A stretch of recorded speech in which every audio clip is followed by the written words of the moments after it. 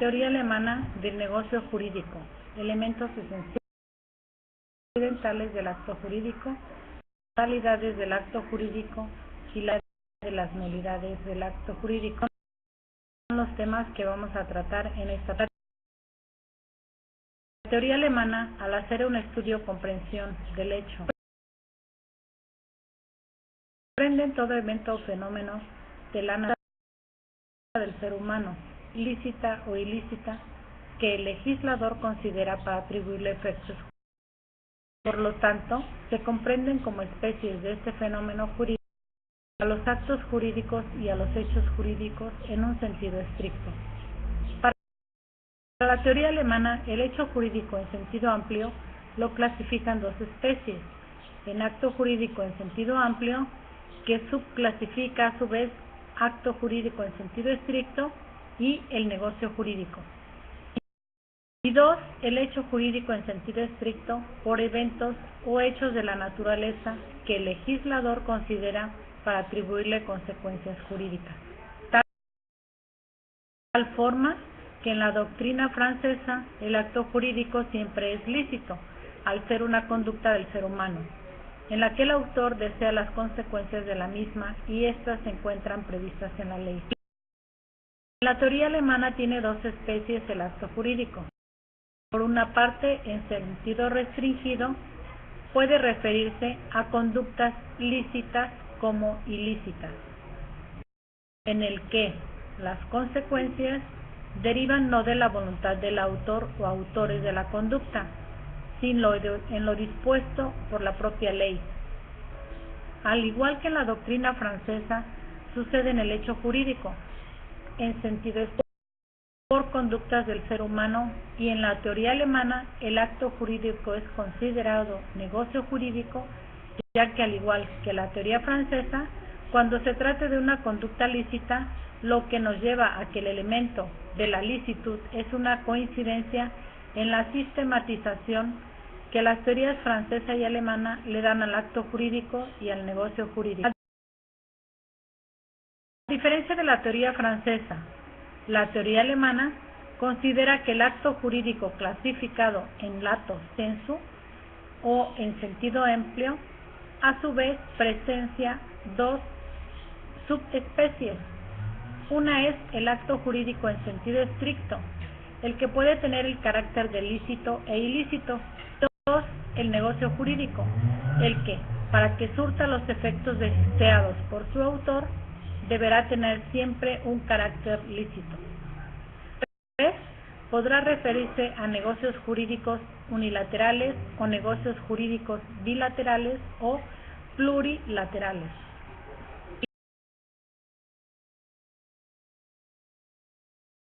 Elementos esenciales, naturales y accidentales del acto jurídico.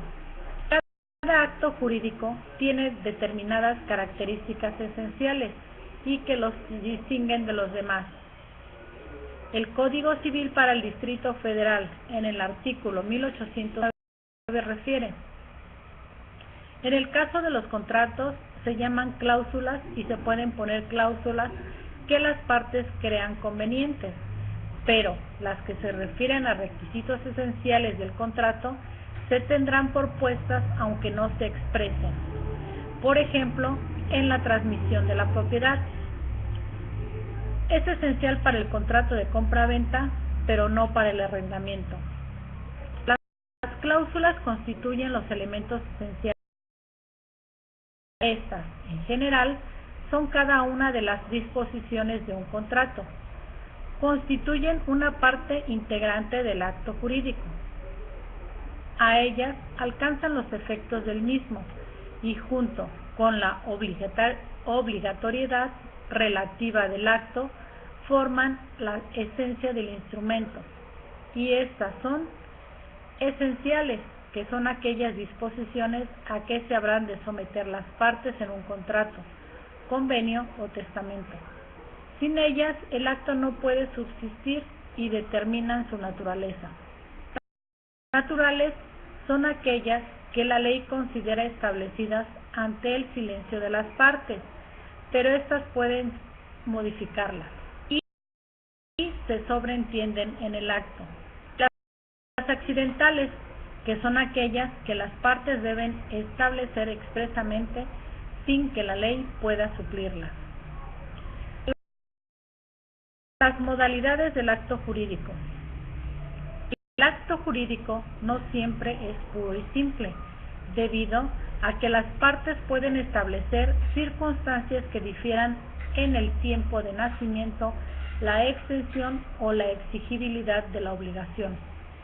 Es así que tenemos tres modalidades que son plazo o término, en la que el plazo constituye el espacio de tiempo y el término el final del plazo que las partes, la ley o el juez fijan para determinados actos jurídicos o para que produzcan sus efectos. Y pueden ser convencional, que es cuando las partes lo establecen de común acuerdo; legal, cuando lo fija la ley o una norma igualmente obligatoria; o judicial, cuando por sus atribuciones lo señala el órgano jurisdiccional. El plazo a término es el acontecimiento futuro de realización cierta, es decir, que necesariamente ha de llegar, por lo que puede ser a día cierto, considerado como aquel que se conoce con anticipación, tiene una fecha determinada para iniciar o concluir una obligación; y a día incierto, considerado como aquel que ha de llegar, pero se ignora cuándo. Este se fija con un hecho futuro que pueda producirse o no, y puede variar en el tiempo. El plazo puede ser suspensivo, es aquel cuyo incumplimiento depende de la exigibilidad de la obligación. Este plazo tiene por objeto diferir o aplazar los efectos del acto jurídico a la llegada del acontecimiento futuro y cierto. Y resolutorio es aquel que lleva consigo la extinción o la caducidad. Es extintivo de la obligación que nació exigible y se alarga con el tiempo hasta la llegada del término que le pone fin. Es el plazo que da por terminada la duración del acto y extingue sus efectos a la llegada del acontecimiento futuro y cierto. La llegada del término no tiene efecto retroactivo sobre los efectos del acto, los cuales quedan firmes y solo cesan para lo futuro. La condición se da cuando las consecuencias de un acto jurídico quedan suspendidas a un acontecimiento futuro incierto, que pueden tener lugar o no. Dicho de otra manera, es el acontecimiento futuro de realización incierta, del cual depende el nacimiento o la extinción de una obligación. Para que exista condición, requiere que se trate de un acontecimiento futuro. Por tanto, los hechos pasados no pueden ser condición. Aun si las partes lo ignoran y su realización debe ser incierta, esto es, puede no efectuarse.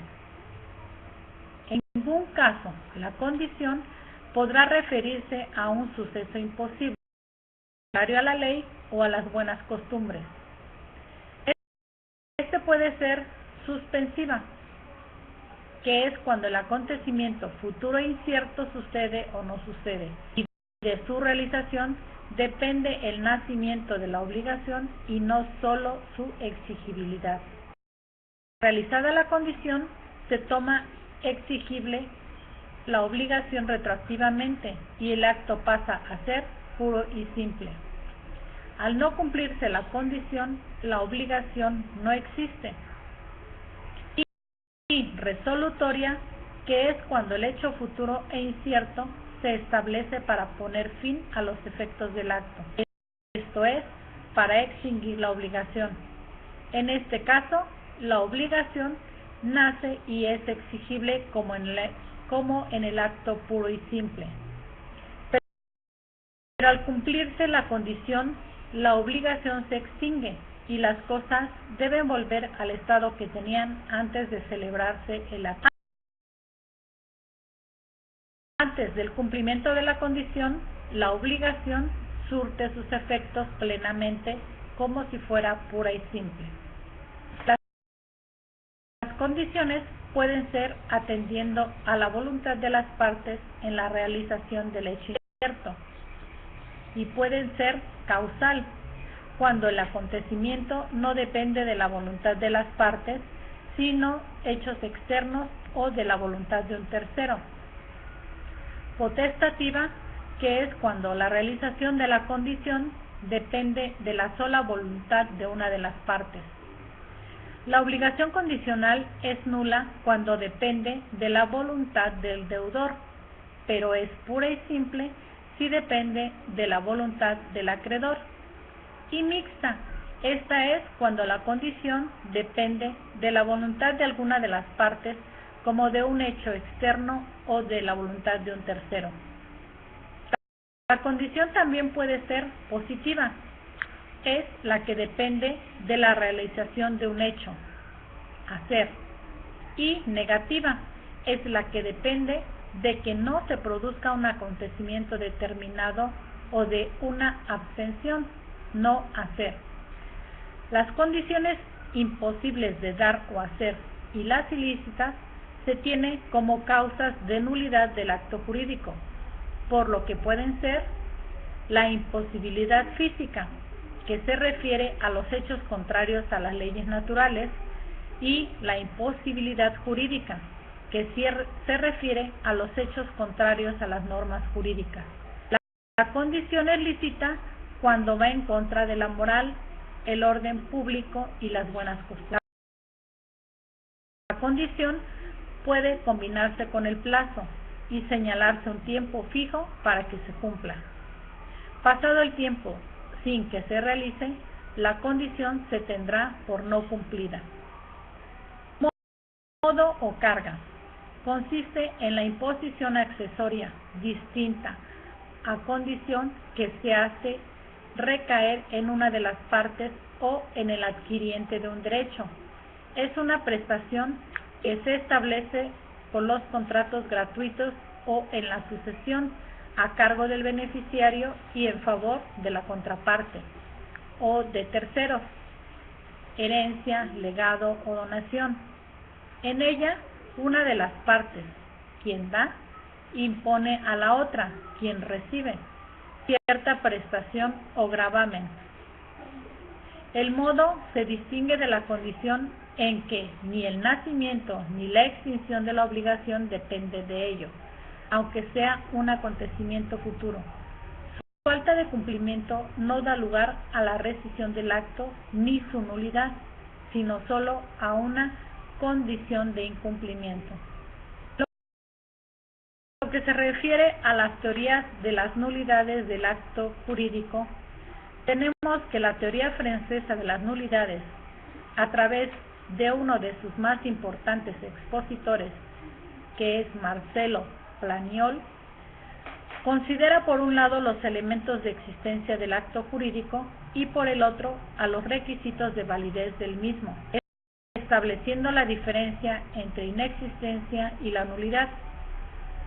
La teoría francesa hace una clasificación bipartita de carácter formal de aquellas conductas humanas que no generan la plenitud de sus efectos jurídicos, ya sea porque no los generen o solo los generan de manera parcial, y así se refiere a la inexistencia. Se considera así aquella conducta humana que es inexistente, como acto jurídico para el derecho, cuando le falta un elemento esencial, en ausencia del cual es lógicamente imposible concebir su existencia. La nulidad es el acto nulo. Se dan los elementos de existencia, pero de modo imperfecto. Por este motivo, no producirán efecto legal alguno o los producirá de manera provisional, pues los mismos serán destruidos de una manera retroactiva cuando se determine la nulidad del acto o por la autoridad judicial. La tesis clásica los subclasifica en la nulidad absoluta o de pleno derecho, que se origina con el nacimiento del acto, cuando el mismo va en contra de una norma íntegra del orden público. El acto nulo absoluto en esta tesis es asimilar al inexistente. Por ello se sostiene que no produce efecto alguno. La nulidad relativa o anulabilidad, al igual que la absoluta, el acto nace viciado desde su nacimiento, pero produce plenamente sus efectos, mismos que se anularán una vez que el juez declare la nulidad. Solo puede ser invocada por las personas en cuyo favor lo establece la ley y es susceptible de convalidarse por confirmación o por prescripción. La inexistencia se presenta cuando al acto jurídico le faltan uno o todos sus elementos orgánicos,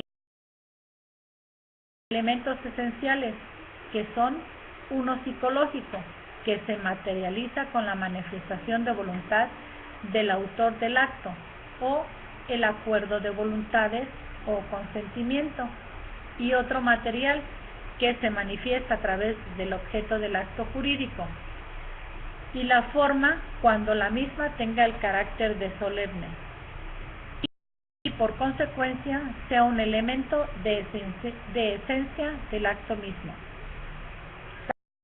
La teoría de la inexistencia en nulidades de Julián Bonnecasse, el acto nulo tiene las siguientes características. El acto nulo es el que presenta una malformación en uno o todos sus elementos de existencia. Mientras no sea declarado nulo, el acto produce sus efectos como un acto regular. No es de naturaleza del acto nulo que al declararse su nulidad todo se destruya con él, pues la idea de retroactividad no está ligada a la noción clásica de nulidad, por lo que, en algunos casos, subsistirán ciertos efectos jurídicos atendiendo a la buena fe de las partes. Invalidez del negocio jurídico. Cuando en la celebración de un negocio jurídico participan tanto sus elementos esenciales como los condicionantes de su validez, es un negocio plenamente válido. Por el contrario, si en su estructura no participa cualquiera de las esenciales, o bien la o las manifestaciones de voluntad requeridas para su celebración provienen de un incapaz, no observan las formalidades establecidas en el ordenamiento legal para su composición, no se expresan consistente y libremente, o si su objeto, fin, motivo o condición son ilícitos, la figura negocial no será válida. Si un acto jurídico en su configuración, al verse privado de alguno de sus elementos esenciales, trae consigo consecuencias negativas, que pueden ser de tres diversos grados. Puede padecer de inexistencia por falta de la manifestación de voluntad o el consentimiento en su caso, por imposibilidad de sus objetos o por observarse la solemnidad. En segundo término, puede sufrir una nulidad absoluta si su objeto, directo o indirecto, su motivo, fin o condición, contraerían disposiciones de orden público o buenas costumbres. Por último, también puede suceder que su padecimiento sea una nulidad relativa cuando faltare algún otro de los elementos de validez, como lo son la falta de capacidad, de forma o por vicios en la voluntad.